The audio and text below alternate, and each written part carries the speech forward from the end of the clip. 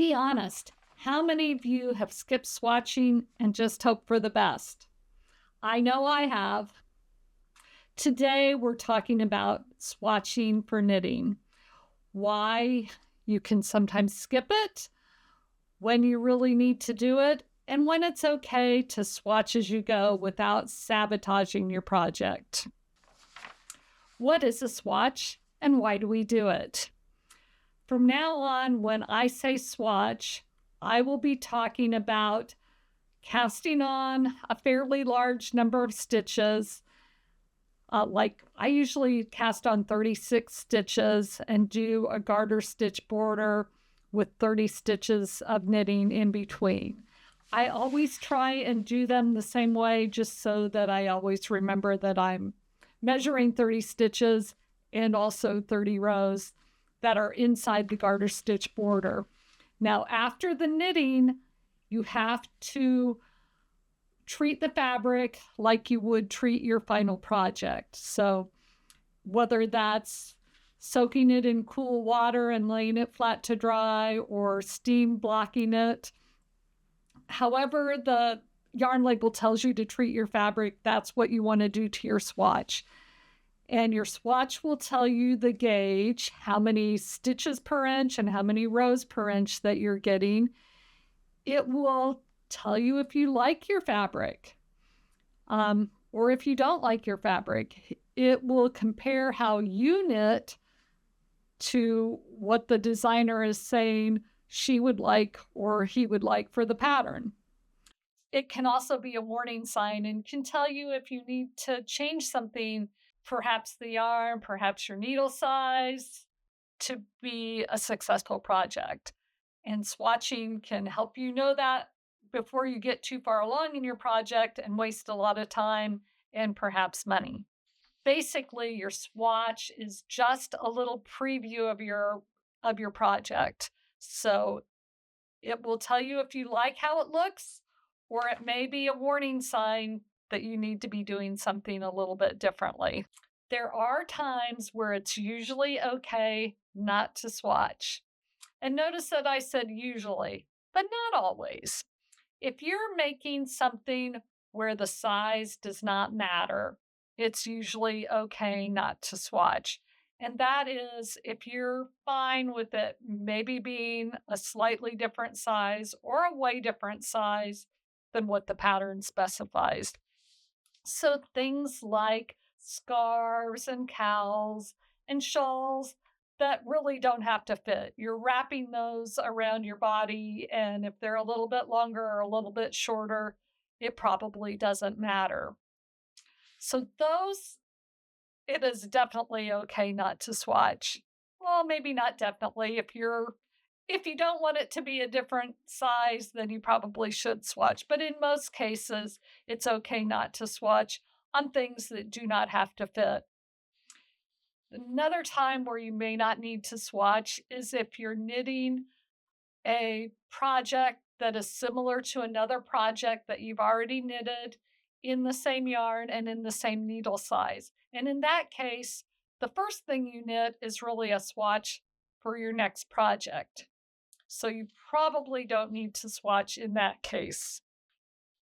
Also, if you just really do not care about the final size, maybe it's a really oversized sweater that you're making, and if it's 2 inches bigger or 2 inches smaller, there's already so much ease in that project that 2 inches either way will not make a difference to you. And in that case, you're probably fine not swatching. There are times where it really is important to swatch.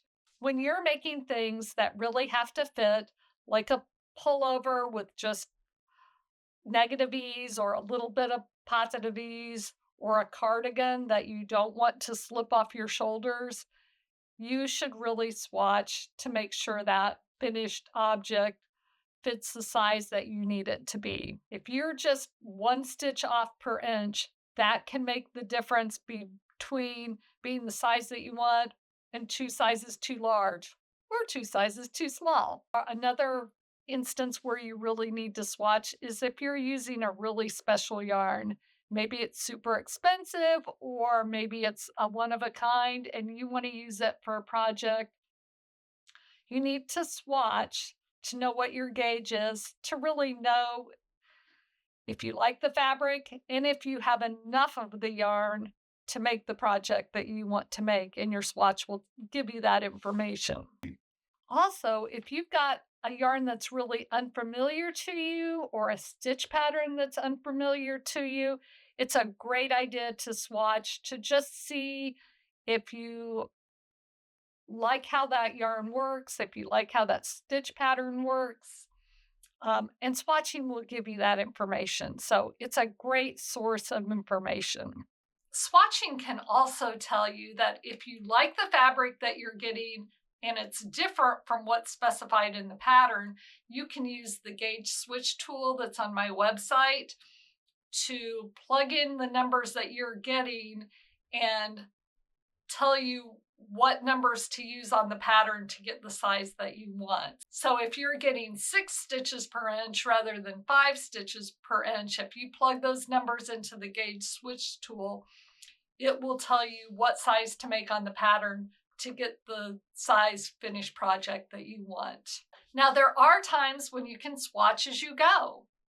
And that means you start your project, but then you check it as you go to see what your gauge is and to see if you like the fabric. And you can make adjustments as you go. You might switch needle sizes, you might make more increases than are specified or less increases that are specified, and kind of adjust things as you're knitting. You can do that on top-down sweaters and try them on. You can also do that on hats. You know, you're normally starting at the brim and knitting up, but you can knit a few inches and just check your gauge and make adjustments from there. Anything that's a small accessory that really is not much larger than the swatch anyway, I think you might as well start knitting and then just check as you go and make adjustments as needed. There is a caveat for swatching as you go.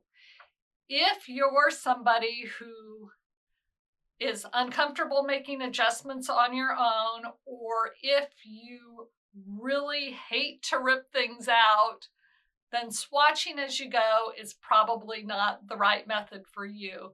But if you're fairly flexible and willing to make adjustments as needed, or willing to rip things out if you need to, then swatching as you go often works out really well. I do that a lot.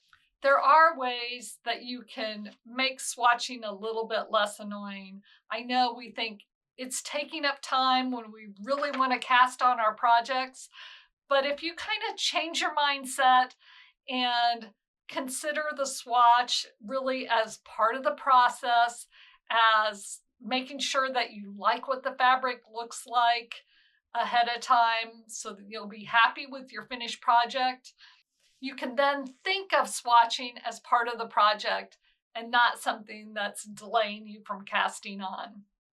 So here's the takeaway. You can skip swatching if the size doesn't matter. You can skip swatching if you've used the same yarn and stitch pattern combination before and needle size. But if something really needs to fit, swatching is an important part of the process, and you should definitely do it. And knitting that swatch always helps you learn a little bit about the yarn and will help you for future projects. So think of it that way. Swatch as you go is a great tool if you're willing to be flexible and willing to tear out if needed, and are able to make adjustments on the fly. Let me know in the comments, are you a devoted swatcher, or are you a cast on and pray kind of knitter? If this was helpful today, don't forget to like and subscribe.